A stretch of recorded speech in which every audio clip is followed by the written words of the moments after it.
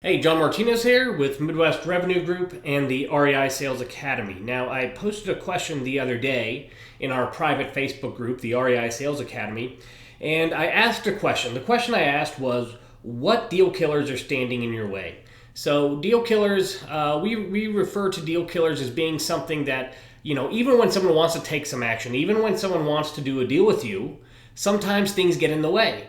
We call these things deal killers. So, I asked, what are the biggest deal killers that are standing in your way? And I got a variety of answers. So I'm going to take those, the most common answers I heard, the most common deal killers, and I'm going to break them down one by one in a series of videos, this one being the first. So one of the first that I saw over and over again was this. Hey, I'm not digging deep enough into motivation. Now, we know it's really important to dig deep into motivation or into someone's why.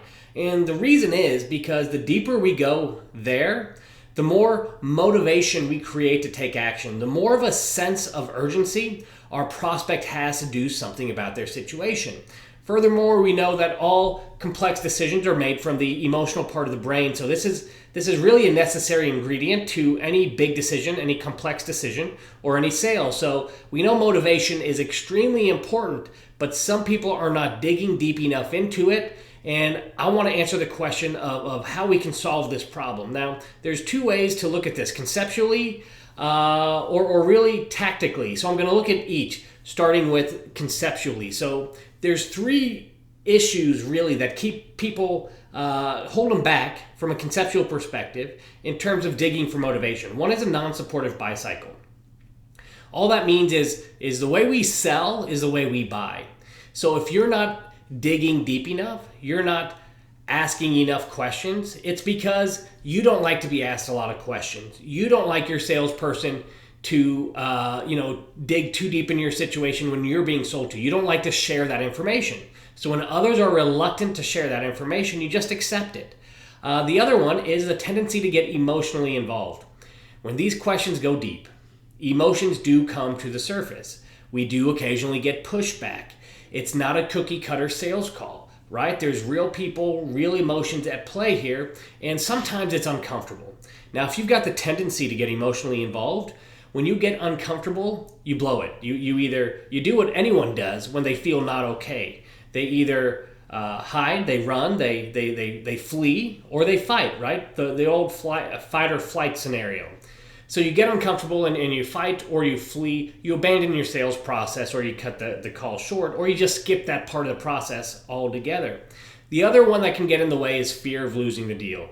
If you're so focused on a fear of losing the deal, you do not do what is necessary. You don't go through the appropriate steps in the sales process because you're afraid, hey, I might upset somebody, or I might make them slightly uncomfortable. And the fear of that, the fear of losing the deal, is what keeps you from actually doing what you need to do and going as deep as you need to go.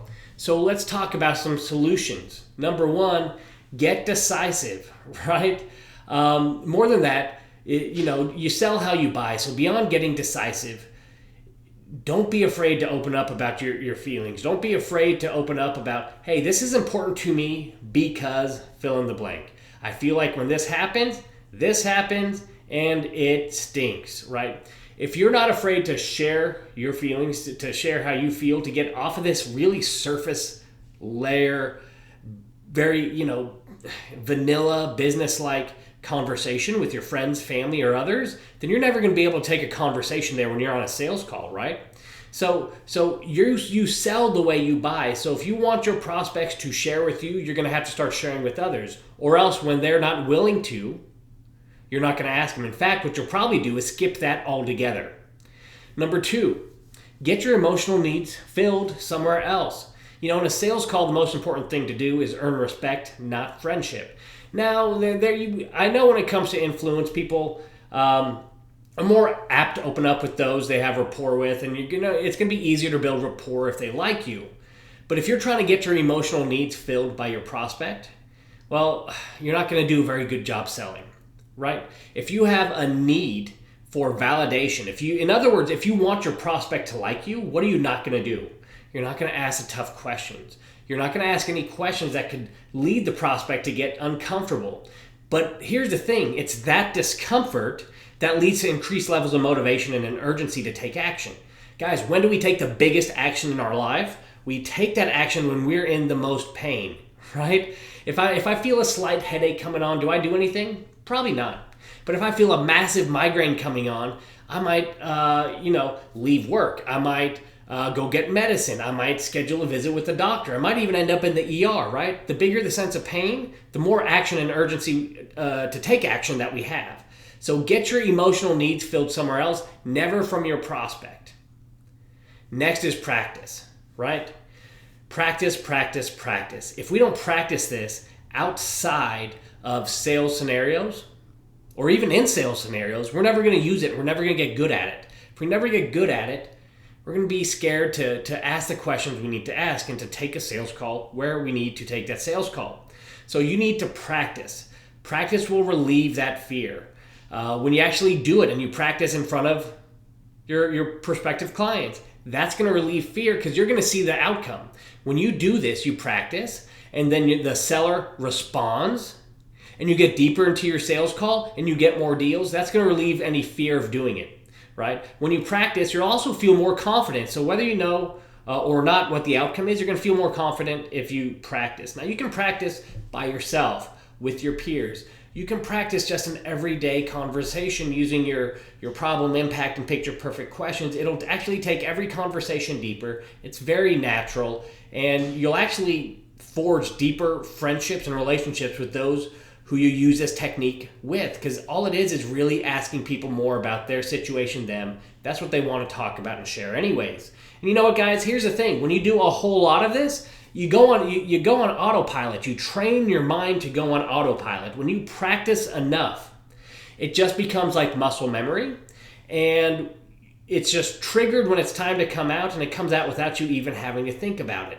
So practice, practice, practice.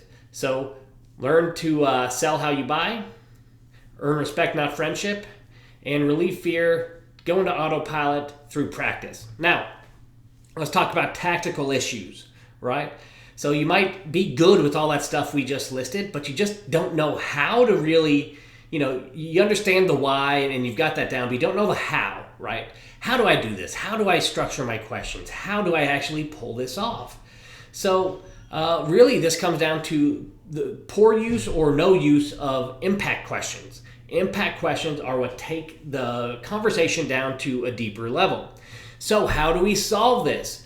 Well, memorize some pocket questions. Now, when I say pocket questions, I mean 2 or 3 questions, Socratic questions or impact questions that you always have in your pocket that you could just pull out. Again, like muscle memory. I have 2, maybe 3 impact questions that I use. 2 that come to top of mind as I film this. One is, really? The next one is, when you say blank, what do you mean? Those are my pocket impact questions, right? Those are also examples of Socratic questions. Most impact questions are Socratic questions. Also, if you're not comfortable with going deeper through impact or Socratic questions, sometimes what you can do is build that gap through build that motivation, take the conversation deeper through picture perfect questions. By instead of focusing on what the problem is, focus on what the preferred outcome is. And the clearer a picture you paint there, the more that gap will be built and the more effective your questioning strategy will be, and the deeper the conversation will go. The deeper the conversation goes, the more motivation you get out, the increased urgency to take action. You really want to get good at this? Do both 1 and 2. Have a couple pocket questions and sprinkle in some picture perfect questions to really paint the picture between where your prospect is, what that feels like, and where they want to be, and what that feels like. So hopefully that helps. This is John Martinez going over, hey, I'm not digging deep enough into motivation. What do I do about it? I'll do some more of these videos, and I'll see you all again soon. Bye-bye.